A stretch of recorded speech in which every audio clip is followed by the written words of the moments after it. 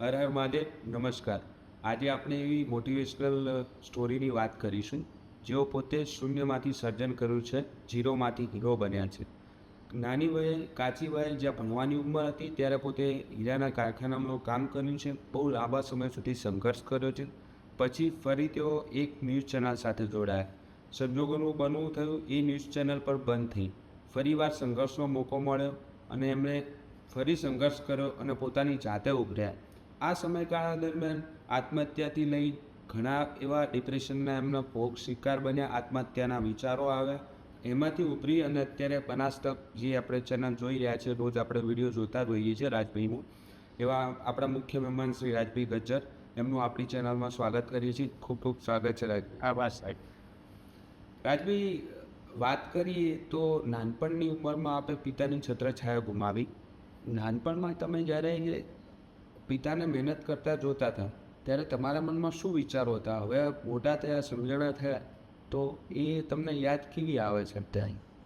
કંદરભાઈ, આમ તો 5 બહેનો અને 3 ભાઈઓ જોઈ. જીવનમાં માતા પિતાએ ખૂબ સંઘર્ષ કર્યો છે, મતલબ કે કશું હતું જ નહીં. આમ આપણે કહીએ ને ઘણી વાર કે અન્ન અને દાંતને રેસ, એટલે એવી પરિસ્થિતિ હતી. ત્યારે હું 5 ધોરણ સુધી ગામમાં ભણ્યો અને 6થા ધોરણમાં હું મારા ફઈના ઘરે ભણવા ગયો. ત્યાં ભણતો અને મને મુંબઈમાં રોપાય ત્યાં. ત્યારે પણ પરિસ્થિતિ એવી કે મારા ફાધર ખેતી કરાવે આપણે ભાગ્યા રાખીને, પણ કેવું કે પોતાનો બોર નહીં એટલે પાણીનો ભાગ જાય, પોતાનું ટ્રેક્ટર નહીં એટલે ખેડાઈનો ભાગ જાય, આવું બધું પરિસ્થિતિ ચાલ્યા કરે અને કંઈ વધે નહીં છે. આંકડા મતલબ કે 5 બહેનોનું પૂરું કરવું, 5 બહેનોના લગ્ન કરવા, આ બધું જ પિતા ઉપર એક બહુ મોટી જવાબદારી અને ઇન્કમ 0. અને ત્યારે ભાઈઓમાં સૌથી મોટો એટલે 6 ધોરણ સુધી ભણ્યો. અને પછી મારા પિતાશ્રીએ કીધું કે આપણે મારા જીજાજી હીરાનું કાટપોલી ચલાવતા હતા, એટલે મને કે તને હીરામાં મૂકવો હશે. તો આપણે એ જે તે સમયે ફાધરે કીધું એટલે આપણે તૈયાર થઈ ગયા. તો મેં 6 ધોરણ છોડ્યો. એ સમયે હું ખાલી ચટ્ટી પહેરતો હતો, મતલબ કે 6 ગાડી લીધો, બહુ નાની ઉંમર મારી. હીરા શીખવા ગયો મારા જીજાજીના કારખાને. એમાં પણ મેં કંઈક નાની ઉંમર એટલે જલ્દી મગજ એ શસ્ત્ર ચાલે નહીં અને શીખવામાં મને બહુ સમય લાગ્યો. અત્યારે તો માણસો 1 મહિનામાં તૈયાર થઈ જાય, પણ એ સમયે મને 1 વર્ષ લાગ્યું. તો ધીમે ધીમે 500 રૂપિયાની શરૂઆત કરી હીરામાં. મહિને 500 રૂપિયા કમાવાના ને મહિનો 500 રૂપિયા કમાવાના. અને એ સમયે દર બુધવારે રજા રહે. તો મારા જીજાજી માત્ર મને બુધવારના 10 રૂપિયા જ આપે વાપરવા. તો એ 10 રૂપિયામાં મારે આખા અઠવાડિયાની આખા અઠવાડિયામાં સવારનો ક્યારેક ચા બિસ્કિટ કે ખારી ખાવાની હોય તો એ નાસ્તા. એ 10 રૂપિયામાં હું ડીસા હતો એ સમયે. એ 10 રૂપિયામાં અહીંથી બસ જતી દનપવાડાવાળી, એ સમયે ચાલુ હતી. તો એ 2 રૂપિયા ભાડું થતું ડીસાથી વટા. તો એ અઢી ઘરે જવાના, 2 સવારમાં આવવાના, અને એ 5 રૂપિયા ભાડામાં જાય ને 5 રૂપિયામાં હોટલવાળાનું બીજ ચૂકવવાનું. તો સંઘર્ષ તો બહુ હતો શરૂઆતમાં, પણ ધીમે ધીમે લાગ્યું કે કંઈક કરવું છે, હીરામાં પણ કંઈક કરવું છે. તો એ ધીમે ધીમે આગળ વધતો ગયો. પણ પિતાનો સંઘર્ષ ખૂબ રહ્યો મારા જીવનમાં. જી રાજભાઈ, તમે હીરાના કારખાનામાં કેટલા વર્ષ કામ કર્યું? હીરામાં મેં 25 વર્ષ, જીવનના અમૂલ્ય 25 વર્ષ ગુમાવ્યા એટલા માટે હું કહું છું. એવું નહીં, હું જેમાં બી કમાતો પૈસા તો, અને સારો એવો પગાર પણ મારો હતો. પણ આજનો જે સમય છે મારો, એ જોતાં મને એમ થાય કે મેં એ 25 વર્ષ ગુમાવ્યા છે. જી. પણ ખરેખર તો ભગવાને એ ગુમાવવાનો વારો આપ્યો છે ને, એ પણ એમનો હું કુદરતનો આભાર માનું છું કે મને એ 25 વર્ષ ગુમાવવાનો વારો આપ્યો ભગવાને. અને એમાંથી હું જીવનમાં ઘણું બધું ઉતાર ચઢાવમાં શીખ્યો અને ઘણા બધા ઉતાર ચઢાવ આવ્યા. રાજભાઈ, મેં સાંભળ્યું છે તમે એ વખતે 1 કરોડ 2 કરોડનું નુકસાન હીરામાં કરેલું. બિલકુલ. હું અત્યારે જેમ તમે મને માર્કેટમાં જોવો છો, એ ડાયમંડમાં પણ હું એવી જ રીતના પ્રખ્યાત હતો, હું ફેમસ હતો, સારો એવો કારીગર કહેવાતો. કે જે ડિપાર્ટમેન્ટમાં હું કામ કરતો ને એમાં મારી સારી એવી સ્પીડ હતી કે હું 50,000-1,000 કામ કરી શકું એવી સ્થિતિ હતી એમ. પણ વિચાર એવો આવ્યો કે ચલો આપણે પોતાનું કરીએ. નોકરી નથી કરવી. તો એ સમયે વચ્ચે થોડો સમય અપડાઉન રહ્યો ડાયમંડમાં, અને પછી પોતાનો ધંધો ચાલુ કર્યો. એટલે એમાં થોડો સમય સારું ચાલ્યું અને બરાબર નોટબંધી આવી. એવા સમયે મારું બાળપણ ચાલુ હતું, અને નોટબંધી પછી માર્કેટ બી ડાઉન ગયું. એટલે હું બહારથી રફ લાઇન બનાવીને મેન્યુફેક્ચરિંગ કરીને તૈયાર કરીને સેલ કરતો. એમાં બહુ મોટું નુકસાન આવ્યું મારે, બહુ મોટું એટલે મારી કેપેસિટીથી ઘણું બધું મોટું. એ સમયે 1 કરોડ રૂપિયા એટલે અત્યારે લગભગ 2016ની વાત કરું છું. 2016માં 1 કરોડ રૂપિયાનું નુકસાન આવ્યું હતું મને. અને પછી કહેવાય ને કે આમ કોઈ પણ વ્યક્તિ જેમાંથી તૂટે એમાં મથે ને તો ઊભો થઈ શકે, પણ મારું એવું ઊભું થવાની કોઈ શક્યતા જ નથી. એવી પરિસ્થિતિ મારા જીવનમાં આવી. આ પરિસ્થિતિમાં તમને ડિપ્રેશન કે આત્મહત્યાનો કોઈ વિચાર આવેલો? ડિપ્રેશન એટલે આત્મહત્યાનો વિચાર આવેલો નહીં. આત્મહત્યા કરવા માટે હું તૈયાર થઈ ગયો કે હવે બીજું જીવનમાં કોઈ, કારણ કે મારા બી લગ્ન થઈ ગયેલા હતા અને મારે 2 દીકરીઓ મોટી અને 1 દીકરો પણ હતો. એવા સમયે જ્યારે આ આફત આવી ને, અને પછી હું ત્યાંથી એટલે સુરત છોડી જ નહીં, પણ હું ગામડે આવ્યો, પ્રસંગ હતો એટલે. ગામડે આવ્યા પછી ફૂલ ડિપ્રેશનમાં અહીંયા રહ્યો અઠવાડિયું, પણ ત્યાં જવાનો જીવ ના થાય. એટલે પછી વિચારું કોઈને કહી શકું નહીં કે હવે શું કરવું એમ. તો પછી એક જ વિચાર આવ્યો કે હવે જીવનનો અંત એ મારા માટે સારો રહેશે, કારણ કે હું આગળ કંઈ કરી નહીં શકું એમ. કારણ કે 1 કરોડ રૂપિયા હતા નહીં, લાવી શકું એમ નહોતો, અને ભરપાઈ કરી શકું એમ નહોતો. એવી પરિસ્થિતિમાં પછી વિચાર આવ્યો. તો મેં તો આ વિચાર તમે ટાળ્યો? કઈ રાત કઈ રીતે ગઈ તમારી? નહીં, ભાઈ ટાળ્યો નહીં, મેં ટાળ્યો જ નહીં. મને એવું થયું કે ખરેખર હવે આપણી જિંદગીનો અંત જ આપણા માટે સારું રહેશે. આગળ વધવાનો કોઈ ચાન્સ જ નહોતો, મોકો નહોતો. કોઈની પાસેથી મોકો મળે એવી મને અપેક્ષા પણ નથી ને આશાય નથી. અને મને કે સામે મારી જીવનની અંદર આગળ પણ કંઈ દેખાતું નહોતું કે ખરેખર હવે હું આગળ વધી શકું. 1 કરોડ રૂપિયા ચૂકવીને પછી પાછું માર્કેટમાં આવવું હોય તો અશક્ય વાત હતી મારા માટે. તો મેં અંદર ભાઈ જીવનનો અંત નક્કી કર્યો અને મેં પોઈઝન પી લીધું. એક કડવી સચ્ચાઈ. એટલે ત્યાંથી મને હોસ્પિટલ લાવવામાં આવ્યો, અને હોસ્પિટલ મને 10-15 દિવસ રાખવામાં આવ્યો એમની ચેતન પંચાલના ત્યાં. પછી મને હોશ આવ્યા, એટલે થોડી દવા બીજી ચાલુ કરાવીને પછી રજા આપી, એટલે ઘરે આરામ કર્યો મેં 6 મહિના. અને એ 6 મહિના આરામ કર્યો ને ત્યારે મને બધું જ જાણવા મળ્યું ઊંઘ્યા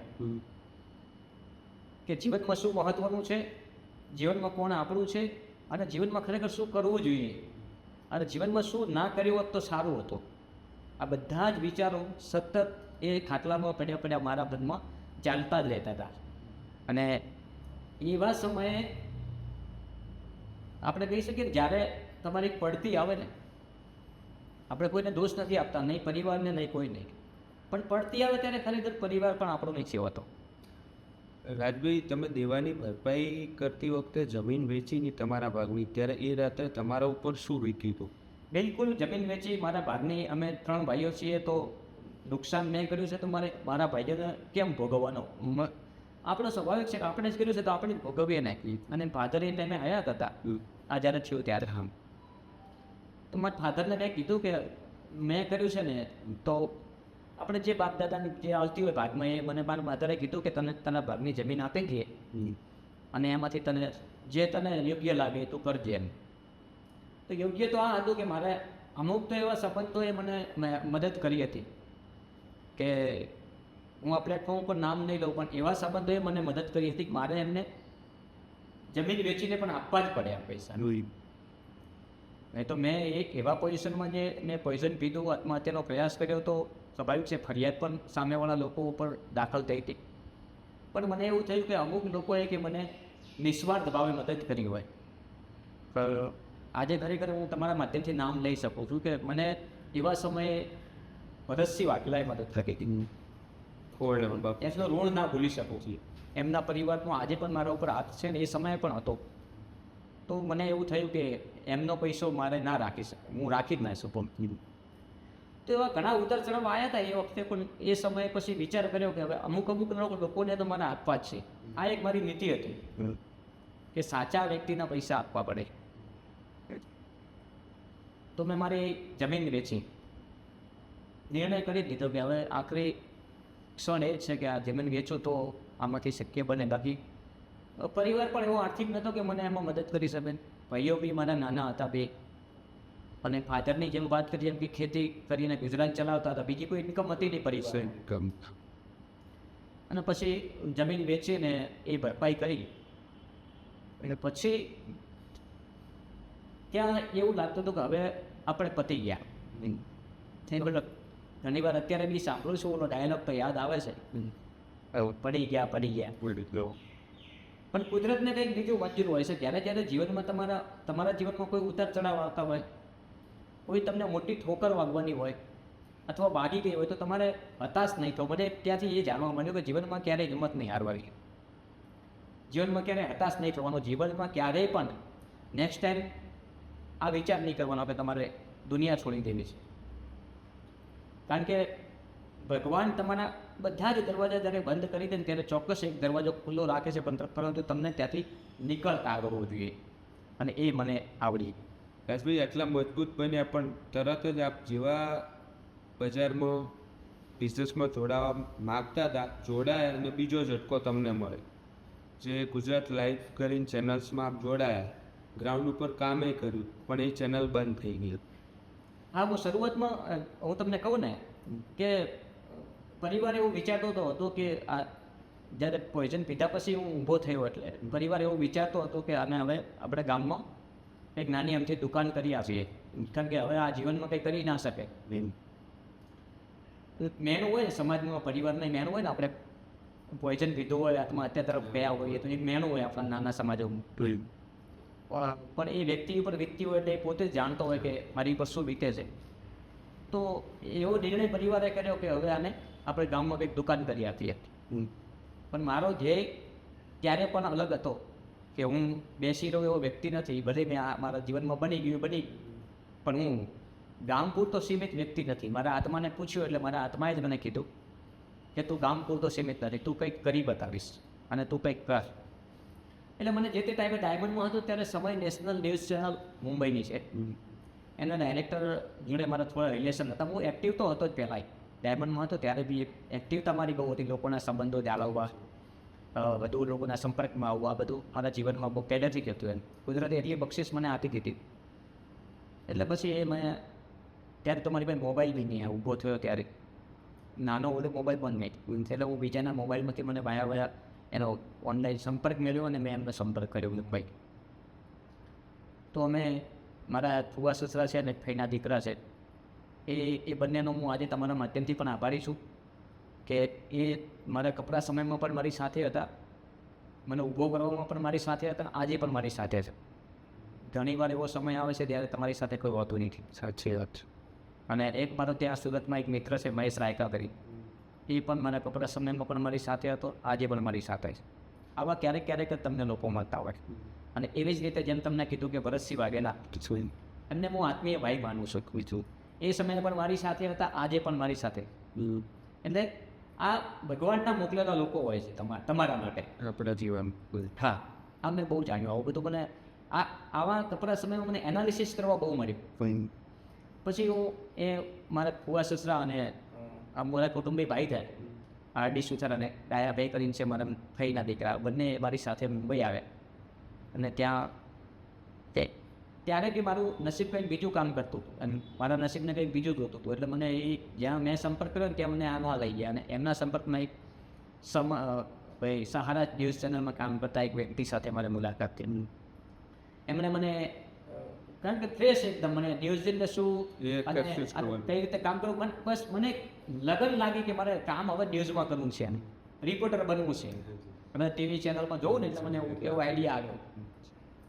એટલે મને એ પવનભાઈ કરીને છે એમની પાસે લઈ ગયા. અને એ પવનભાઈએ મને વીટીવીમાં, સંદેશ ન્યૂઝમાં, આ લાઈવ ગુજરાતમાં બધાના સંપર્ક કરાયા ત્યાંથી મુંબઈથી. મને કે તમે ત્યાં ગુજરાતમાંથી જ કરો કામ, તમે બધા અમદાવાદ છે ને આ બધાને મળો, તમને સપોર્ટ કરશે. હું અહીંથી મારી સામે જ બધાને ફોન કરી દીધા. મારે ના રાજ નામથી કોઈ વ્યક્તિ આવશે, પણ તમે રાજુભાઈ કંઈક છે. પણ મને આ નામ પહેલેથી જ બહુ પસંદ છે, રાજ. અમારા આખા પરિવારમાં છે ને બધાના ડોક્યુમેન્ટમાં સુથાર છે. અમારા 3 ભાઈઓ, મારા મોટા બાપાના પરિવારમાં બધામાં સુથાર જ લાગે. પણ મારા એકના જ પરિવારમાં, એટલે મારા બંને દીકરા, મારી વાઈફ ને મારો દીકરો, બંને દીકરી, બધામાં આગળ ગજ્જર લાગે. મને આ નામનો બહુ શોખ હતો, ગજ્જર સુથાર. એટલે મેં રાજ ગજ્જર નામ આપ્યું એમને ત્યાં.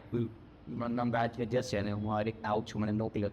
બધા જોડે મુલાકાત નહીં કરી. ઘણા લોકોએ મને એવા સજેશન પણ આપ્યા કે તમે તો હજુ કોઈ તૈયારી નથી, આમાં તો જર્નાલિસ્ટ કરવું પડે અને બહુ તૈયાર હોવું જોઈએ, તમને અનુભવ જોઈએ. પણ મને આમાંથી કશું જ નહીં, બસ એક લગન કામ કરું કે કરવું તો આ જ કરવું છે. તો બધા મને રિસ્પોન્સ સારા મળ્યા. પણ આખરે મેં છેલ્લે લાઈવ ગુજરાતનો સંપર્ક કર્યો. જોગાનું જોગ ત્યાં મને એ ભગવાને બેનિફિટ આપ્યું કે લાઈવ ગુજરાતમાં પણ ચેનલ હેડ હતા, એ અમારા ગજ્જર હતા અને હું ઓળખતો નહોતો.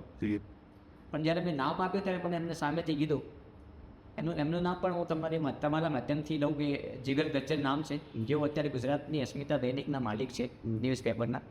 અને એ મારા આ મીડિયા લાઈફમાં ગોડ ફાધર છે. તો એમણે પણ મને આ જ કીધું કે તમે જો પ્રેસ છો, થોડા શીખો. અને હું પણ એ જ અપેક્ષાએ ગયો કે હું આખો જિલ્લાનો હેડ, આખા જિલ્લાનું કામ કરું છું, કોઈ પણ એક તાલુકાનું નહીં. ત્યારે એ પણ દિગ્ધામાં મુકાઈ ગયા કે તમે યાર હજી તો પ્રેસ છો, તમને ક્યાંય આવડતું નથી. બીજા અમારા રિપોર્ટરો છે અહીંયા મૂકેલા, તમને ડાયરેક્ટ જિલ્લામાં મૂકી દઈએ તો એ લોકો પણ નારાજ થાય, તો તમે થોડુંક શીખો. તો એમના એક અહીંયા ડીસામાં હતા એક પત્રકાર લાઈવ ગુજરાતના, તો એમની સાથે મને મોકલ્યો. તો અહીંયા આવ્યો એમની પાસે, તો એ પણ મને કહેવા લાગે કે તમે મારી ભેટ ઉપર પાટો મારવા આવ્યા છો.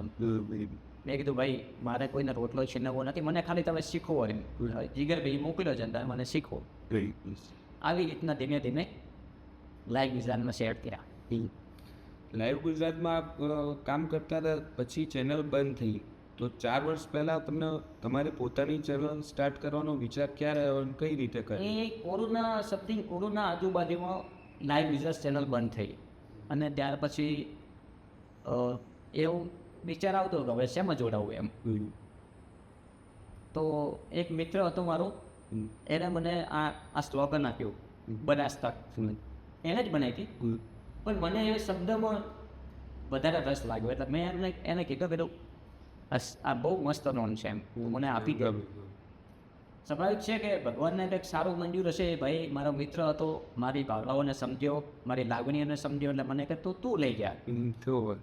એટલે બનાસ તક એ નામ મને મારા મિત્રે આપ્યું, જેનું નામ છે દશરથ પ્રજાપતિ. તો પછી મેં એ નામને નક્કી કર્યું કે આ નામ ઉપર યુટ્યુબ ચેનલ ચાલુ કરવી છે, અને ફેસબુક ને ઇન્સ્ટાગ્રામ તો મેં પછી કર્યું.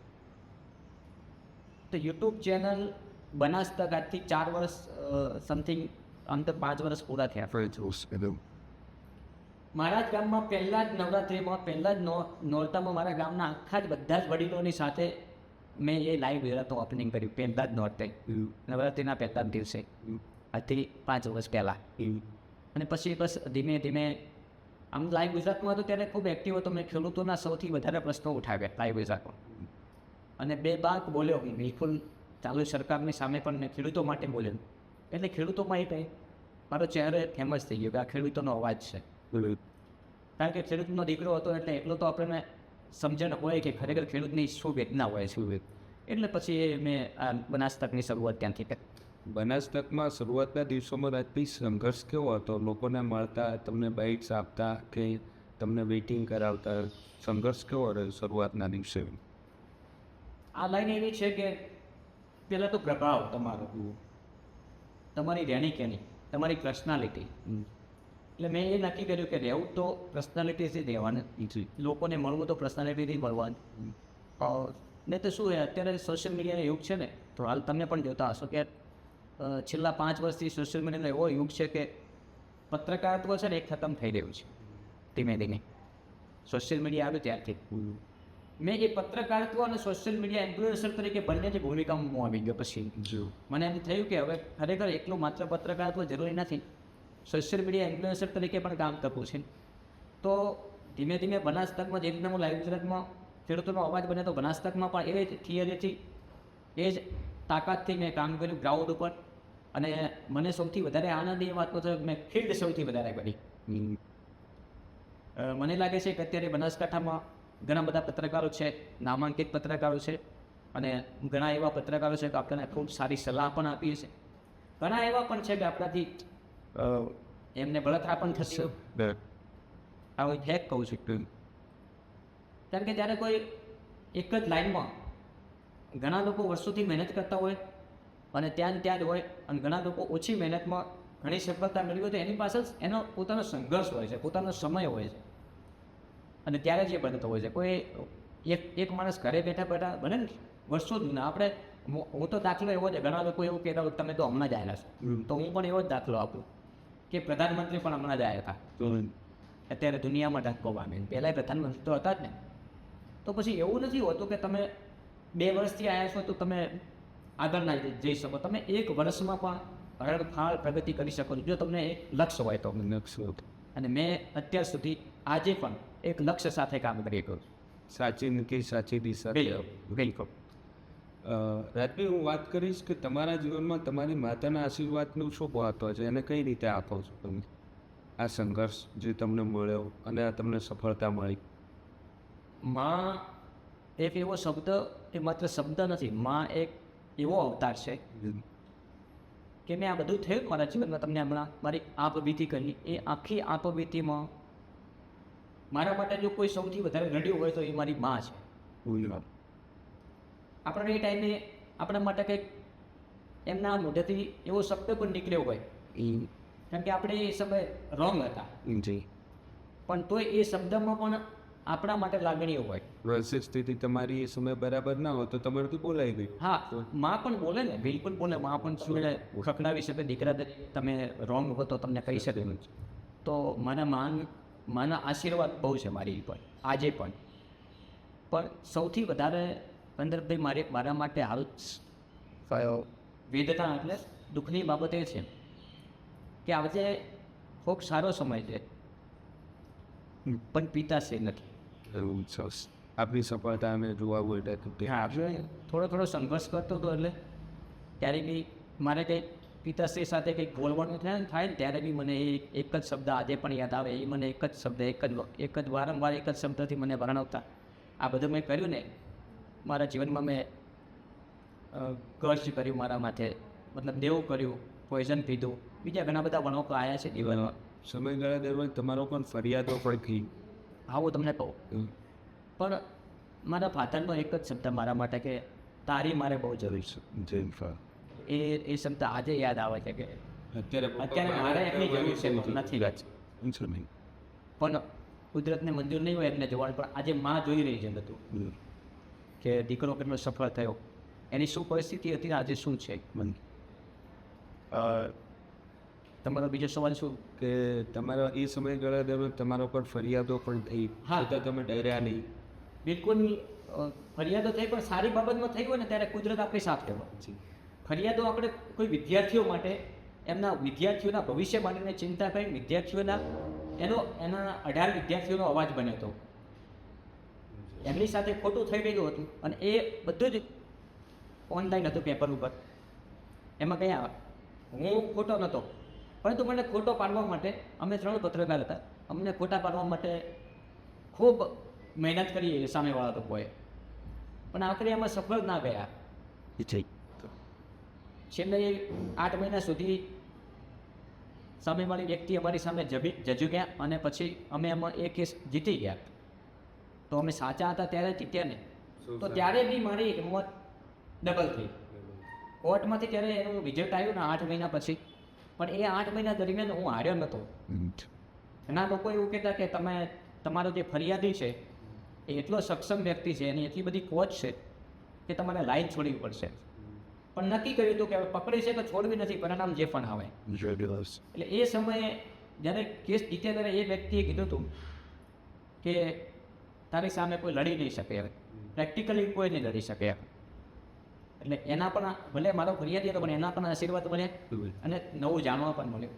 અને ત્યારબાદ બીજું પણ એક ઘટના બની હતી કે અમે એક સારી બાબતમાં પડ્યા, એક બહુ મોટું વાવાઝોડું આવ્યું ને એક મોટું બિલ્ડિંગ હતું. તો એ બિલ્ડિંગના પતરા ઉડીને મેં હેવી લાઈન અહીંયાથી પાછળ નીકળતી હતી, એટલે બહુ મોટો ફોલ્ટ થયો હતો. મતલબ મોટી જાનહાની ટળી બની નથી, પણ ટળી. એટલે હવે આગામી સમયમાં ના બને એના માટે અમે ત્યાં પ્રયાસ કર્યા હતા. એના માટે શું કરવું પડવું કે આખી લાઈન ખસેડવી પડે અથવા તો એ બિલ્ડિંગ પાડવું પડે, એવી સ્થિતિ હતી. એ સ્થિતિને અમે ઉજાગર કરી. તો સ્વાભાવિક છે કે બિચારે કરોડો રૂપિયા ખર્ચીને બનાવી હોય બિલ્ડિંગ, તો પછી ના ગમી હોય તો મારી ઉપર હુમલો પણ થયો. ત્યારે પણ લોકો એવું કહેતા હતા કે હવે રાજગદ્દર પતી ગયા, પૂરા થઈ ગયા, હવે માર્કેટમાં ના આવે. પરંતુ મેં હાર્યો નહીં, ડર્યો નહીં અને ડગ્યો પણ નહીં. રાજભાઈ, આટલા સંઘર્ષની વાત થાય, હવે સંવેદનાની વાત કરી. જ્યારે તમે ફિલ્ડમાં જાઓ છો, કોઈ અસરગ્રસ્ત ખેડૂતને મળો છો, ભૂકંપ હોય, પૂર હોય, એવી કોઈ સ્થિતિ હોય, વાવાઝોડું હોય, ત્યારે જ્યારે તમે કોઈ પીડિત અસરગ્રસ્ત સામે માઇક ધરો છો, ત્યારે તમારો આત્મા કાળજું કંપતું નથી? તમને સંવેદના કેવી થાય છે? બિલકુલ સંવેદના થાય જ, કારણ કે એ જે સામેવાળાના વ્યક્તિને આપણે પ્રશ્ન એટલા માટે કરતા હોઈએ છીએ કે આપણે એમની વેદનાને ઉપર સુધી પહોંચાડવી છે. તો પહેલાં તો આપણે એમને માઇક લગાવી અને સવાલો કર્યા એની પહેલાં આપણે એમની સંવેદના સમજવી જોઈએ કે શું પરિસ્થિતિ છે. એટલે જ્યારે એ આખી પરિસ્થિતિ આપણી સામે વર્ણવતા હોય ને ત્યારે આપણને એવું થાય કે આપણે પણ આ જ છીએ ને. આ ખેડૂત છે તો ખેડૂતને અત્યારે કપરી પરિસ્થિતિ આવી. હું પોતે ખેડૂતનો દીકરો છું, એટલે મને ખબર છે કે એક સિઝન ફેર થાય ખેડૂતને તો આખું વર્ષ ફેર થાય. હવે તમે સમજો કે આપણે સરકારી નોકરી કરતા હોઈએ અને એક વર્ષનો પગાર સરકાર ના આપે તો કેટલી મોટી ખોટ પડે. ગુજરાત એ ખેડૂતને એટલી મોટી ખોટ પડે જેટલો તમને એક વર્ષ સરકાર પગાર ના આપે ને કદાચ, અને એ તમારા આખું વર્ષ ફેલ થાય ને એ વર્ષની કેલ્ક્યુલેશન મારો તો કેટલા પૈસા થાય, 20,000 પગાર હોય તો 12 મહિનાનો. એવી જ રીતે એ જગતના તાતને પણ એટલી જ વેદના હોય છે, એટલી જ સંવેદના સાથે આપણે એમની સાથે ઊભું રહેવું પડે. અને ખરેખર તમે જે રીતના વાત કરી એ જ રીતના આજુ કંપી ઉઠવું હોય છે જ્યારે આપણે એમને સવાલો કરતા હોઈએ છીએ. કારણ કે આપણે તો માત્ર સવાલ જ કરવા છે, એના ઉપર વીતી શું છે એ તો એને વર્ણન કરવાનું છે ને. ત્યારે જ્યારે એના મુખમાંથી જ્યારે શબ્દો નીકળતા હોય છે ને ત્યારે આપણને આપણી લાગણી ખૂબ દુખાય છે. રાજભાઈ, આજકાલ મોદી મીડિયા કરીને શબ્દ ખૂબ પ્રચલિત બને છે. શું બધા પત્રકારો સરકાર સામે અવાજ ઉઠાવવા માટે સક્ષમ છે અને ઉઠાવે છે ખરા? ઉઠાવે છે, ઘણા ઉઠાવે છે. હું ઉઠાવું જ છું ને. જી. મેં અત્યાર સુધી એવા અવાજ ઉઠાવેલા છે સરકાર સામે કે મારા જીવનમાં જે સંઘર્ષો આવવાના હતા ને બધા આવી ગયા છે. એટલે મને કોઈ મારી ઉપર કે ઘણા બધા મને લોકો કહે કે આ સરકાર છે ને ગમે ત્યારે ફરિયાદ દાખલ થઈ જાય. પણ હવે જેની વેદના આપણે ના સમજી શકીએ તો પછી આ બધું લઈને ફરવાનો મતલબ શું? અને તો એ આ ખેડૂતો માટે આટલો બધો બોલ્યો, ઘણા વિષયો માટે હું ઘણો બધો બોલ્યો છું. સરકાર સામે પણ આક્ષેપો કર્યા છે, અવાજ ઉઠાવ્યો છે. ઘણી બધી વાર દબાણો પણ આવ્યા હશે, જીવનમાં ખૂબ આવ્યા છે. આ ફિલ્ડમાં આવ્યા પછી પણ આવ્યા. પણ કહેવાય ને કે આપણે સાચા હોઈએ ત્યારે કોઈ ડર હોવો ના જોઈએ શરીરે તમારા દિમાગમાં. નિડરતાથી તમે પ્રશ્નને ઉજાગર કરો અને સાચી હોય માહિતી તો તમને કોઈ ડરાવી શકતું નથી. આજે તમે જુઓ ઘણીવાર સરકારના સારા કામો છે હું બતાવતો હોઉં છું તો લોકો મને ભાજપનો દલાલ કહીને બોલાવે. મારી કમેન્ટ તમે વધતા હો તો મને કહી દઉં કે સારા કામ સરકાર કરતી હોય તો એ પણ બતાવવા જોઈએ, લોકો સુધી એ પણ પહોંચાડવો જોઈએ. જ્યારે ખરાબ સ્થિતિ હોય તો એ તમારો અવાજ ભણીને અમે સરકાર સુધી તમારો અવાજ પહોંચાડતા હોઈએ છીએ તો એમાં અમે સાચા હોઈએ. હમણાં તમે જોયું કે મેં દિયોદરમાં જે એક રાજકીય ડ્રામા ચાલ્યો એમાં સૌથી વધારે તમારું રિપોર્ટિંગ, સૌથી વધારે સચોટ રિપોર્ટિંગ એમ. તો એમાં લોકોએ વખાણ બી કર્યા. પબ્લિક બધી બાજુ બોલશે. જુઓ, તમે સારું કરતા હશો તો પણ અને તમે નહીં સારું કરતા હો તો પણ પબ્લિકને પહોંચી વળાય નહીં. એટલે પબ્લિકને ધ્યાનમાં રાખી તમે કામ કરશો તો તમે જીવનમાં આગળ નહીં વધી શકો. તમારું લક્ષ્ય શું છે એ તમે ખાલી તમારું લક્ષ્ય પકડી રાખશો તો 100% સફળ થશો.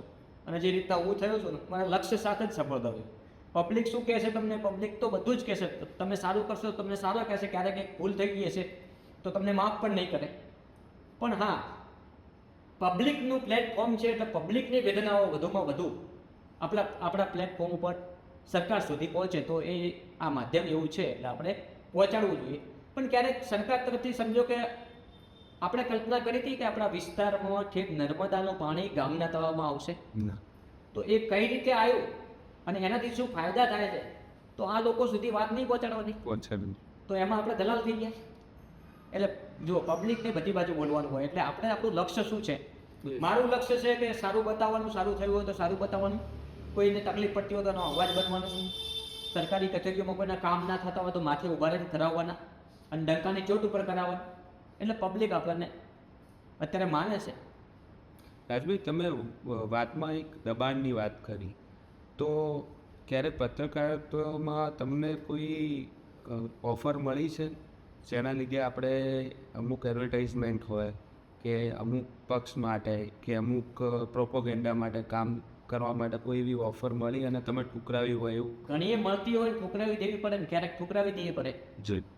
અને ક્યારેક તો સાચું. હા, સાચું. ખુલ્લા મને કેવું પણ પડે કે આ સાચી વાત છે આની. જી. અને તમે જેમ વાત કરી એ વાત સાચી છે. ઘણી જગ્યાએ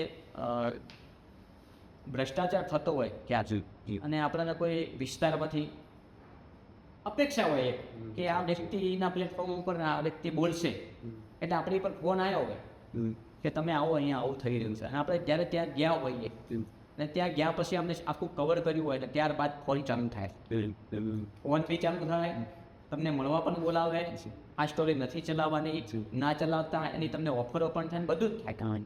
પણ ત્યારે તમારે શું કરવું છે એ તમારે, કારણ કે તમે આખા ગામની વચ્ચે તમે સ્ટોરી કરીને આવ્યા છો, એ ગામની વેદનાઓ ઉજાગર કરીને આવ્યા છો, અને તમારે હવે નથી ચલાવી તો તમે ત્યાં પૂરા થઈ જાઓ, તમે ત્યાં ઝીરો થઈ જાઓ છો. એટલે એમાં હંમેશા હું નિડર રહી છું. રાજભાઈ, જ્યારે સ્ટોરીની વાત કરીએ, તમે માઇક લગાવો, લાઈવ સ્ટોરી ચાલુ હોય અને સામેવાળી વ્યક્તિ જૂઠું જ બોલે છે, તો તમને એ ખબર કઈ રીતે પડે? પડી જાય, શબ્દો ઉપર પડી જાય. બીજો સવાલ કર્યો એટલે એમાં એ બોલી જ ના શકે, એટલે ખ્યાલ આવી જાય કે તમે આગળનો શબ્દ જે પ્રશ્ન મારો હતો એનો જવાબ દીઠો આવ્યો. તો આપણે એમને અટકાવવો પડે કે બીજો એવો ક્રોસ ક્વેશ્ચન? બીજો એવો ક્રોસ ક્વેશ્ચન કરી જ નાખો કે બોલી જ ના શકે. રાજભાઈ, વધુ વાત કરી, જ્યારે કેમેરો ચાલુ હોય અને કેમેરો બંધ હોય ત્યારે નેતાઓ કે જે પોલિટિશિયન્સ છે, આપણે વાત કરીએ કે બીજા કોઈ પણ, કે એમના વ્યવહાર વર્તનમાં કોઈ ફેરફાર જોવા મળે, રમૂજ કોઈ જોવા મળે? હા, બિલકુલ બિલકુલ 100%. એક તમારા લાગણીશીલ સંબંધો પણ હોય, એવું નથી કે તમે જર્નાલિસ્ટ છો એટલે તમારે કોઈ પક્ષ સાથે તમારો સંબંધ ના હોવો જોઈએ, બધા જોડે હોવો જોઈએ. મારે કોંગ્રેસના અનેક મહાનુભાવો ભાઈ ગાઢ રિલેશન છે, તો ભાજપના મારા છે, અહીંથી અત્યારના હાલના જગદીશભાઈ વિશ્વકર્મા સાથે પણ મારા સંબંધો છે નીચે. તો મારા આમ આદમી પાર્ટીના યશોધન ગઢવી પણ મારા મિત્ર છે. જી. ઘણા બધા આપણા વિસ્તારના બનાસકાંઠાના ભાજપ કોંગ્રેસના બધા જ.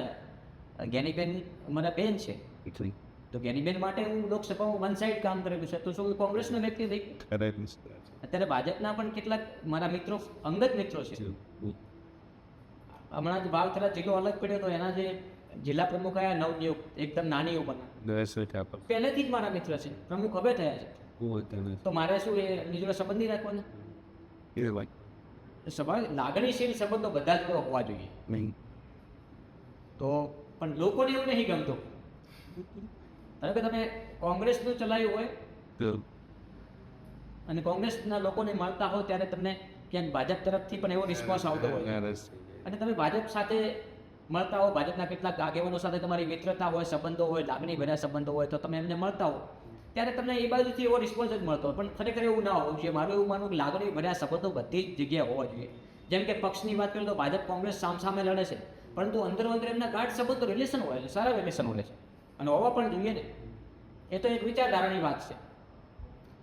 રાજભાઈ, આગળ વાત કરી, જ્યારે આપણે ન્યૂઝ ચેનલમાં કે તમારા થકી અમે જાણીએ ઘણી વખત કે સૂત્રો દ્વારા અમને આવી માહિતી મળી, તો સૂત્રો ભાઈ તમે માહિતી કઢાવવા માટે કઈ ટ્રીક વાપરો અને એ તમે કઈ રીતે કહી શકો કે આ સાચી છે? સૂત્રો એટલે શું, એ ઘણી બધી જગ્યાએથી આપણે અલગ અલગ પ્રકારની માહિતી મળતી હોય, અને એમાંથી પછી આપણે એનાલિસિસ કરવાનું કે આ વાતમાં કેટલી સચ્ચાઈ છે, એને આપણે સૂત્ર કહીએ. સૂત્ર એટલે કોઈ એક વ્યક્તિ નહીં. હા, અમે તો એવું સમજીએ કે કોઈ વ્યક્તિ નહીં. સૂત્ર દ્વારા એટલે સૂત્ર એટલે કોઈ એક વ્યક્તિ નહીં. તમે એક વ્યક્તિ જોડેથી અથવા બીજા 3-8-10 લોકો જોડેથી, એ વિસ્તારના ઘણા બધા લોકો જોડેથી એક જ માહિતી તમે એકઠી કરો, પછી તમે એમાંથી એનાલિસિસ કરો અને એમાં સાચું શું છે એ કાઢો, પછી તમે એને રિપ્રેઝન્ટેશન કરી શકો કે આ સૂત્રોના હવાલે મળતી માહિતી. રાજભાઈ, આગળ વાત કરીએ કે અમુક સ્ટોરીઝમાં કે અમુક કેસમાં કે આપણે જોતા હોઈએ કે જર્નાલિસ્ટ કોર્ટના ચુકાદા પહેલાં જ દોષી સાબિત ઠેરવી દે છે, તો એના વિશે તમારું શું કહેવું છે? ના એવું નથી હોતું. ઘણા પત્રકારો પર ફરિયાદ થાય તો એ જેમ તો વિજય પણ થતો હોય છે. જેમ તમને હમણાં વાત કરી અમે તો અમે મારી ત્રણેય ઉપર ખંડણીનો ફરિયાદ દાખલ થઈ હતી. પત્રકારો ઉપર તો શું થાય, ખંડણીની ફરિયાદ થાય દાખલ, તો એ પણ અમે વિજેતા જાહેર થયા. તો હમણાં અંબાજીમાં પણ એક કિસ્સો બનેલો છે. એ પત્રકાર પણ એને પણ વિજેતા જાહેર કરવામાં આવ્યો, નિર્દોષ છૂટી ગયો. તો ફરિયાદો ખોટી જ હોય લગભગ. પત્રકાર ઉપર ફરિયાદ થાય એટલે સમજી લેવાનું લગભગ, એવું નથી કોઈક સાચી પણ હોય, પણ લગભગ ફરિયાદો ખોટી જ હોય. પત્રકારને દબાવવા માટે કંઈક ફરિયાદ કરી હોય, કેમ રીતે એને પૂરો કરવા માટે કરી. હવે રાજજી, હું તમારા સંઘર્ષમાં વાત કરીશ કે માનનીય આપણા અધ્યક્ષ સાહેબ શ્રી શંકરભાઈ ચૌધરીનું આપણા જીવનમાં સંઘર્ષમાં શું મહત્વ રહ્યું છે? ચોક્કસથી રાજકીય રીતે નહીં, હું વ્યક્તિત્વ રીતે વાત કરું ને તો શંકરભાઈ મારા આઈડલ છે. જી. અને એક પત્રકાર તરીકે હું આવું કહી રહ્યો છું તો ઘણા લોકો અનેક સવાલો કરશે, પરંતુ મેં તમને પહેલાં જ કીધું રાજકીય રીતે નહીં, વ્યક્તિગત રીતે. કેમ કે એમના મેં ઘણું બધું જોયું છે. જી. એ વ્યક્તિની વિચારધારા, એમને બીજા માટેનો ભાવ, બીજા વ્યક્તિને આગળ લઈ જવા માટેનું લક્ષ્ય, પોતાના માટે તો સૌ કોઈ કરતું હોય ત્યારે કામ, મારા માટે હું ના કરી શકું, પણ મારે બીજાના માટે કંઈક કરવું છે, બીજાના ભલા માટે કરવું છે, તો એ સાચો પુરુષાર્થ જીવનનો હોય ને તો એ શંકરભાઈમાં છે. અને મેં એ બધું જ નજરે નિહાળ્યું છે. અને તમને હું એક મહત્ત્વની વાત એટલે કરું, કારણ કે આ શંકરભાઈની વાત કરે છે એટલે આમ ઘણા બધા લોકો અલગ અલગ પ્રકારની ટિપ્પણીઓ કરશે, પણ મને સાચી વાત કરવામાં કોઈ સંકોચ ક્યારેય મેં રાખ્યો નથી, મને હોતોય નથી. જી. કે એક નાની ચેનલ બનાસતા, જી. આજે તમે માનો કે શંકરભાઈનો ઇન્ટરવ્યૂ કરવું હોય તો દેશની બધી જ ચેનલો તૈયાર થઈ જાય. તો જ્યારે વાવથરા બનાસકાંઠાનું વિભાજનની વાત આવી અને એક વિરોધનો વંટો ફૂંકાયો, તમે જોયું દિયોતરમાં વિરોધ, બાબરમાં વિરોધ, ધાંગધ્રામાં વિરોધ, કારણ કે આપણે ઓગળ જિલ્લાની માંગણી કરતા માંગણી, અને આ વિરોધનો વંટો ફૂંકાયો એવા સમયે ગાંધીનગર જઈને જ્યારે મેં વિધાનસભાની અંદર અધ્યક્ષશ્રીનું ઇન્ટરવ્યૂ કર્યું ને, એ પણ સૌથી લાંબુ અત્યાર સુધીનું, અધ્યક્ષશ્રીનું પણ સૌથી લાંબુ, મેં કરેલું ઇન્ટરવ્યૂ પણ સૌથી લાંબુ 1 કલાકનું, આ વિષય ઉપર જ માત્ર. તો એ મેં અધ્યક્ષ સાહેબનું ત્યાં કરેલું ઇન્ટરવ્યૂ વિધાનસભામાં, અને એ ઇન્ટરવ્યૂ પછી એ વિવાદ શાંત થયો ને એનો મને રંજ છે કે ખરેખર આખી નાની ચેનલની પસંદગી કરી આ વિવાદને લઈ. આ વિવાદ માટે તો ઘણી બધી ચેનલો હોય ને, નેશનલ ચેનલો પણ હોઈ શકે. તો આ વિષય ઉપર શંકરભાઈ માત્ર બનાસકાંઠામાં જ બોલ્યા. અને અત્યારે રાજ્ય હું જોઉં છું કે સાહેબનો કોઈ પણ પ્રોગ્રામ હોય તો ઘણી ચેનલો હોય એ તમને બાઇટ આપે છે. તમે વિચાર કરો કે કંદરભાઈ, તમે એક નાનેથી શરૂઆત કરી તમારી ન્યૂઝ ચેનલની, અને તમે સમજો કે તમને કોઈ જિલ્લાનો સારો વ્યક્તિ ઇન્ટરવ્યૂ આપે તો તમારી હાઈટ વધે, હાઈટ વધે જ ના વધે. તો જ્યારે મેં એ પ્રથમ ઇન્ટરવ્યૂ કર્યું વ્યક્તિગત એને પર્સનલી એને એક વિવાદને લઈને ઇન્ટરવ્યૂ કર્યું હતું, અને એ કોઈ નાની વાત નથી. તો ત્યાંથી મારી થોડી હાઈટ વધી, અને એ ઇન્ટરવ્યૂ પ્રથમ દિવસે જ લગભગ 70,000 લોકોથી વધારે 1 લાખ લોકોએ જોયું. અને 1 કલાકનું ઇન્ટરવ્યૂ જોવું એટલે લોકો અત્યારે 1 મિનિટનું જોવા દઈએ. આ રીલ્સનો જમાનો કેમ આવ્યો, શોર્ટમાં બધા માને છે કે પણ એ એક એવો મારા જીવનનો ટર્નિંગ પોઈન્ટ હતો. ત્યાંથી મારા જીવનમાં અને મારી આ ફિલ્ડમાં મને એક હાઈટ મળે કે મારું એક લેવલ થયું. અને પછી ત્યારથી અલગ અલગ વિસ્તારોમાં હું ઘણા બધા ઇન્ટરવ્યૂ કરું છું.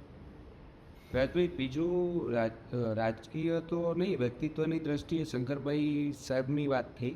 હવે આધ્યાત્મિક દ્રષ્ટિએ આપ નાના કાપડા મઠના જે મહામંડલેશ્વર છે એમનો વિશેષ પ્રભાવ આપના જીવનમાં શું રહ્યો છે? મેં તમને કીધું ને, શરૂઆતથી લઈને અત્યાર સુધીની વાત કરીને, અધ્યક્ષશ્રી સુધીની વાત કરી, એમાં એ ત્યાંથી રહીને એને દેવું કર્યું, પોઈઝન પીધું, અને અત્યારે આજે હું જે કહે છું તો એમાં ઘણો બધો મહત્ત્વનો ફાળો મને લાગે છે કે નાના કપરા મઠનો મારા જીવનમાં રહ્યો હશે. અને એ ભૂમિ મને બોલાવતી હશે ત્યારે જ મેં આ સંઘર્ષ કરીને સફળતા મેળવ્યું છે. તમે કદાચ આવ્યા હશે એ સમયે. અહીંયા હમણાં એક બહુ મોટી પ્રતિષ્ઠા થઈ નાના કાપરામાં રઘુનાથપુરી બાપુની ઉજવવામાં આવી. તો એ સમયે મેં એક ઇન્ફ્લુએન્સર તરીકે કામ કર્યું. મારે ખુરશીપુરી બાપુને હું ત્યારે શરૂઆત હતી જ્યારે કામ થતું હતું ત્યારે હું ગયો ત્યાં જોવા માટે, અને મને મળ્યા, મારું સન્માન કર્યું, સારું દાડી. મને આખો આલ્બમ બતાવ્યો કે આ રીતના આપણું અહીંયા બહુ મોટો કાર્યક્રમ થઈ રહ્યો છે. તો મેં સામેથી કીધું કે હું એક દિવસ બહુ મજબૂત કામ કરીશ આપણે આની ઉપર. આ જે કાર્યક્રમ થઈ રહ્યો છે ને, મારી ટીમ સાથે આવીશ. આવું મેં ખુરશીપુરી બાપુને કીધું ને પછી હું નીકળ્યો ત્યાંથી. અને પછી જ્યારે કાર્યક્રમ આવવાનો હતો એની પહેલાં હું અને મારો એક મિત્ર છે એમાં બંને ગયા, અને ત્યાં શરૂઆત હતી હજી કાર્યક્રમની ગોઠવણી બધું ચાલુ હતું. અને ત્યાંથી અમે એ કવરેજ કરવાનું ચાલુ કર્યું. પણ જ્યારે એ જે 3 દિવસનો કાર્યક્રમ હતો ને, પ્રતિષ્ઠાનો, ઓલા બાપુ આવ્યા હેલિકોપ્ટરમાં દિલ્હીથી અયોધ્યાથી, તો એ 3 દિવસ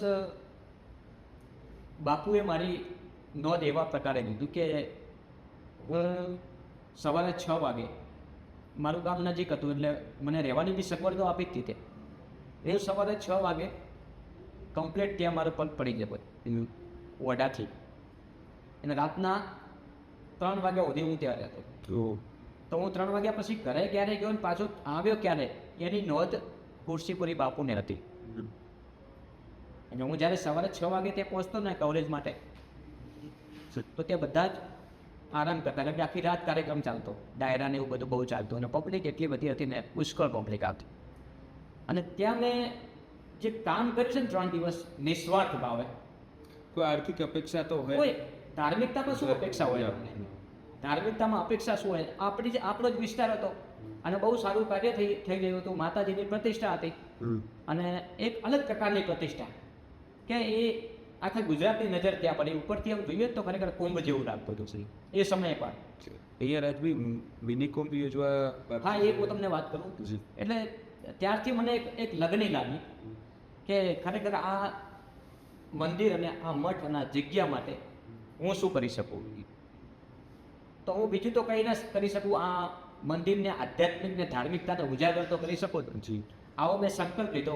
એટલે સતત હું બાપુના સંપર્કમાં રહ્યો, અને મને ત્યાંથી એવા આખું જગુના રઘુનાથપુરી બાપુના, અને વિશેષ આજે હું એમને ખરેખર મારા હૃદયસ્પર્શી ગુરુ માનું છું એવા મહાન શ્રી 1008 પીઠાધીશ્વર ખુરશીપુરી બાપુના મારી ઉપર એવા આશીર્વાદ રહ્યા કે આજની તારીખમાં હું જે કંઈ છું, માન, મોભો, પ્રતિષ્ઠા, મર્યાદાઓ બધું જે મારા જીવનમાં છે એ લાગે એની કૃપા છે. જે તમે હાલ મને સવાલ કર્યો કે ત્યાં એક મિની કુંભ થઈ ગયો છે, તો 2027માં આવી રહ્યો છે આખું, અને લગભગ ઓછો સમય રહ્યો છે આવો. તો એ એક એવો ઐતિહાસિક કાર્યક્રમ હશે ત્યાં, ના ભૂતો ના ભવિષ્ય, ના ક્યારેય કોઈએ કલ્પના કરી હોય કે ખરેખર અહીંયા આવું થઈ શકે. એવો કાર્યક્રમ 2027માં આવી રહ્યો છે. ત્યાં બાપુ શ્રી ખુરશીપુરી બાપુ એવું પણ કહી રહ્યા છે કે કદાચ પ્રધાનમંત્રી પણ આવી શકે. લગભગ દેશના 12 થી 13 મુખ્યમંત્રી પણ ત્યાં પહોંચી શકે. આપણા દેશના 13 જેટલા અખાડા છે, એમાં 7 અખાડા મોટા, એ પણ અહીંયા સતત 7 દિવસ રહી શકે. અને અહીંયા એક શિવ કથાનું, શ્રીમદ ભાગવત કથાનું કાર્યક્રમ થાય એવો એક આયોજન છે. લગભગ 200 થી 250 વીઘામાં કાર્યક્રમ થશે. રાજભાઈ, આપણા વિસ્તારનું તમે ગૌરવ છો. માનનીય મુખ્યમંત્રી સાહેબ અને ડીજીપી સાહેબના વરદ હસ્તે આપનું સન્માન, એવોર્ડ, પત્ર બધું અનાયત થયું છે. તો એ ખુશીની લાગણીમાં આપણા પરિવારના, આપણા પિતાશ્રી એ વખતે હયાત નહોતા, તો એ લાગણી અને અત્યારની સફળતાને તમે કઈ રીતે આપો છો? બિલકુલ, મેં તમને વાત ન કરી કે એ સમયે એવો હતો કે મારો પરિવાર એવું વિચારતો હતો કે હવે આ જીવનમાં કંઈ કરી નહીં શકે, અને ઘણા બધા એવા સવાલો હતા કે આજે આપણે કહેવાય નહીં, મતલબ સમય એવો હતો એટલે વાતો બી થતી હોય આપણી, આપણને ખોટા પણ ગણતા હોય, પણ આપણે નહીં કહેતા કે મૌન જે છે એ સૌથી શ્રેષ્ઠ ગુણ છે. એક એવો સમય હોય ત્યારે ખરેખર તમારે મૌન રહેવું જોઈએ. એટલે હું મૌન રહ્યો અને કરીને બતાવ્યું. આજે એ પરિવાર પણ ગૌરવ અનુભવે છે, સમાજ પણ ગૌરવ અનુભવે છે, અને આખો મારો વિસ્તાર બનાસકાંઠા ઠીક છે જે અમને હોય ઘણા ગોઠા લોકો ખરા કમેન્ટ કરતા હોય આપણે બધું એમને ગમતું હોય તો આપણે ન કરી શકીએ અહીંયા. પરિવારની વાત થઈ છે તો તમારા દિલની સૌથી નજીક તમારા દીકરાનો જન્મ છે, તો એના વિશે ભગવાનનો આભાર તમે કઈ રીતે માનો? આ મારી આખા જીવનની ઘટનાની તમને આખું વર્ણન કરીને એમાં મને સૌથી વધારે બેસ્ટ સહકાર, સપોર્ટ, સાથ અને સહકાર આપ્યો તો એ મારી ધર્મ પત્ની આપે છે. કે મારે જ્યારે ખરાબ પરિસ્થિતિ આવી ત્યારે એના ઘરેણા પણ મને આપી દીધા કે લ્યો આપી દો, પણ આપણે તમે આમાંથી ચિંતા ના કરો, તમે નીકળી જાઓ. આપણે મારે કંઈ પહેરવાની હોય ને તો ચાલશે. એટલે ઘણીવાર નથી કહેતા કે જો એક પત્ની હોય છે જે પુરુષને ખૂબ સહકાર આપતી હોય છે, તો એમાં મારી પત્નીનો ખૂબ વિશેષ ફાળો છે અને અકલ્પનીય ફાળો છે. કે હું જે અત્યારે તમને જે વાત કરી હતી બધામાં મારી પડખે ઊભી રહી. કે તમે ખોટા હોવા છતાં તમને એ સમય ખોટા નથી કીધા. બિલકુલ હું ખોટો હોવા છતાં ખરેખર મેં ઘણી જગ્યાએ ખોટો હતો તો પણ મને ખોટો નથી કીધો.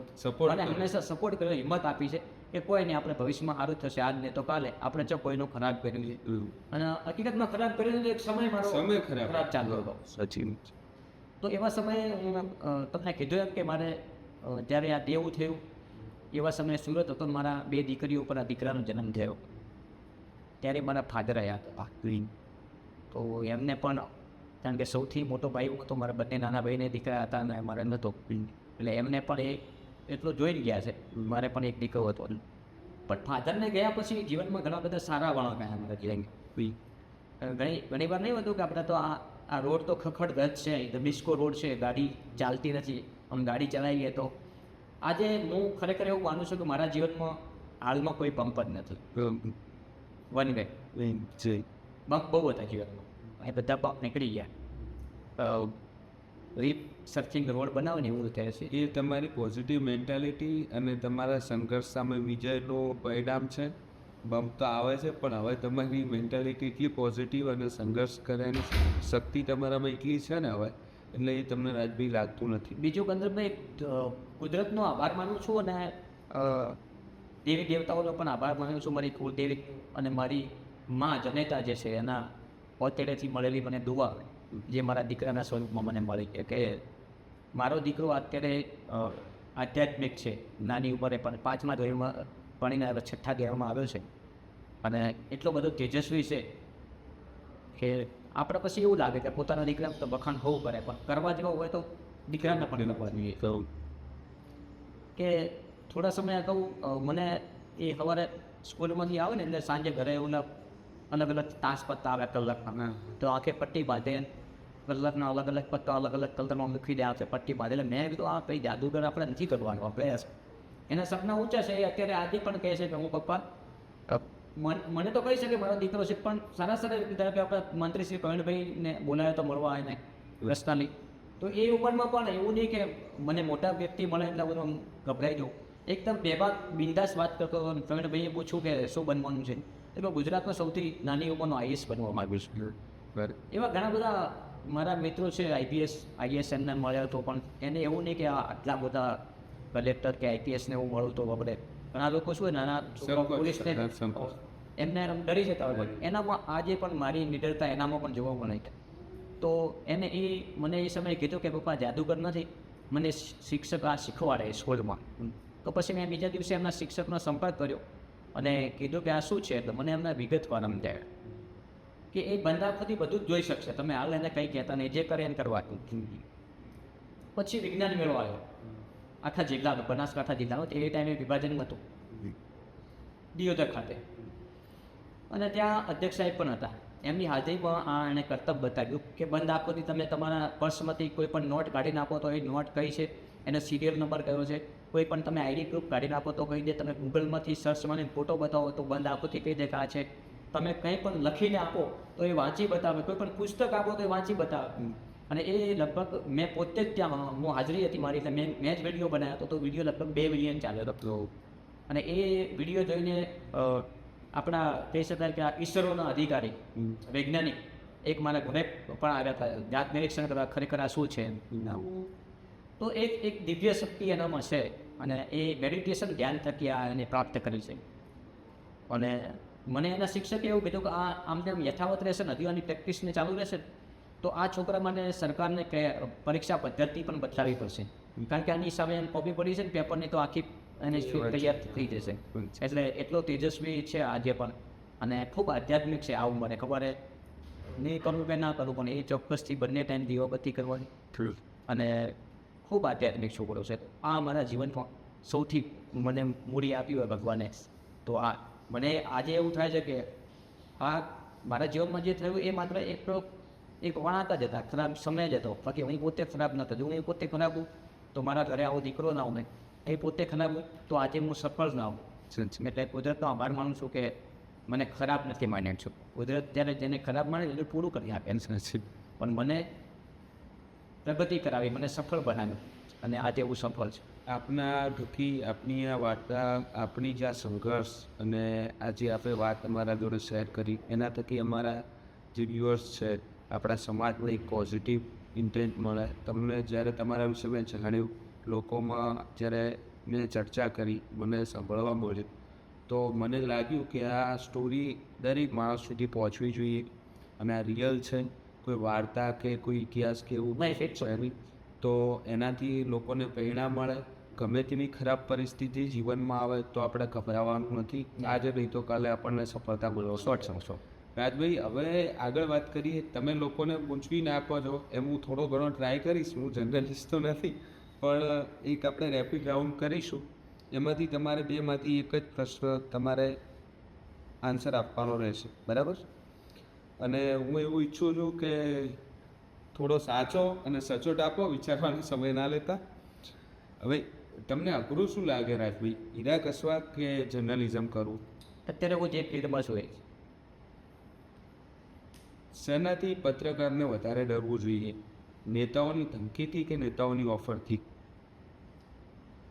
બેમાંથી એકમાંથી ડરવું ના જોઈએ, બિલકુલ ના ડરવું. ઓફર પણ ના સ્વીકારવી જોઈએ, અને ધમકીથી ડરવું પણ ના જોઈએ. અસલી પત્રકારત્વ કયું છે રાજભાઈ? એસીમાં બેસીને કરવું કે ગ્રાઉન્ડ ઉપર કરવું? ગ્રાઉન્ડ ઉપર ચેન્જ કરવું. રાજભાઈને બનાસતક ઉપર ખેડૂતના મુદ્દા બતાવવા ગમે કે પોલિટિકલ ડિબેટ્સ કે એજન્ડા બતાવવા ગમે? ઇલેક્શન ના હોય તો ઇલેક્શન વગરના સમયમાં ચોક્કસથી ખેડૂતના મુદ્દા પ્રથમ રોલમાં રહેવા જોઈએ. રાજભાઈ માટે બ્રેકિંગ ન્યૂઝ બનાવવા ઇઝી છે કે પ્રોપેગેન્ડા ઉભો કરવો ઇઝી છે? નહીં, બ્રેકિંગ ન્યૂઝ એ નહીં અને પ્રોપેગેન્ડા નહીં, રિયાલિટી શું છે એ જ બતાવવું ગમે. રાજભાઈ માટે સત્ય બાતમી કઢાવવા માટે સૌથી બેસ્ટ કયું છે, પર્સનલ સેટિંગ કે ડર બતાવો? ને ડરે નહીં કે પર્સનલ સેટિંગ એ નહીં, બંનેમાંથી એક માનતો નથી. આના એક આપણે પ્રભાવ શું છે, સામેવાળી વ્યક્તિ ઉપર કેવા પ્રકારનો પ્રભાવ પડે છે એ. રાજભાઈ માટે સૌથી વધુ અગત્યનું શું છે, સરકારની ઓફર કે 4 મિત્રોનો અટૂટ ભરોસો? બનાસતકના મારા જે ચાહક મિત્રો છે ને, એમનો અટૂટ વિશ્વાસ મારી ઉપર અને એટલો ભરોસો. તમારે રાજભાઈ જીવનમાં શું કરવું છે? અઢળક પૈસા કમાવા છે કે અઢળક માન સન્માન કમાવું? મારે નામના મેળવવી છે, અને માન સન્માન સાથે રહેવું છે, અને જીવવું છે. સૌથી પહેલાં તમે સ્ટોરીમાં રાજભાઈ શું જોશો, તમારી સેફટી કે સત્યની પડખે ઊભા રહીને તમે સામનો કરશો? સત્યની પડખે ઉપર સામનો કરવો પડશે. રાજભાઈ માટે શું મહત્વનું છે, સ્ટોરીઝના લાખો વ્યૂઝ કે મુખ્યમંત્રી સાહેબના હાથે મળેલું સન્માન? લાખો જે વ્યૂઝ છે, કારણ કે એમના ઉપર આપણી ચેનલ ચાલતી હોય. રાજભાઈને આજે ઓફર મળે 10 કરોડમાં, તો રાજભાઈ બનાસતક ચેનલ વેચશે કે પોતાની સાથે પોતાની જોડે જ રાખશે? નહીં, જે રીતે નિર્ણય કર્યો છે ખુદ ગબ્બર, તો પોતાની ચેનલ જ ચાલુ રાખ. રાજભાઈ, છેલ્લો અને આખરી સવાલમાં, જીવનમાં તમે સૌથી મોટો પાઠ ક્યાંથી શીખ્યા, હીરાના કારખાનામાંથી કે મીડિયામાંથી? સૌથી મોટો પાર્ટ મેં તમને કીધું ને, દેવું કર્યા પછી શીખ્યો. હીરાના કારખાના. Thank you. તો મિત્રો, આ હતા આપણા મારા મોટાભાઈ સમાન રાજભાઈ ગજ્જર. મારા બાજુના જ ગામના છે, અને એમને હું નાનપણથી ઓળખું છું. અને એમની સ્ટોરી, એમની જે વાર્તા, એમનો સંઘર્ષ, વાર્તા તો ના જ કહી શકાય, એમની જીવનની જે સંઘર્ષ હતો એ ખૂબ જ પ્રેરણાદાયક રહ્યો છે. એટલે તમારા સુધી આ વાત પહોંચે અને જે પણ લોકો ડિપ્રેશન કે કોઈ આવા વિચારોથી પીડાતા હોય તો ગભરાવાની જરૂર નથી. આજે નહીં તો કાલે ખૂબ સારો સમય આવશે અને આપણે સફળતા મેળવીશું. તો ફરી મળીશું નવા મહેમાન સાથે, નવા વિચાર સાથે. ત્યાં સુધી જોતા રહો અંતરનાથ યુટ્યુબ ચેનલ. હર હર મહાદેવ.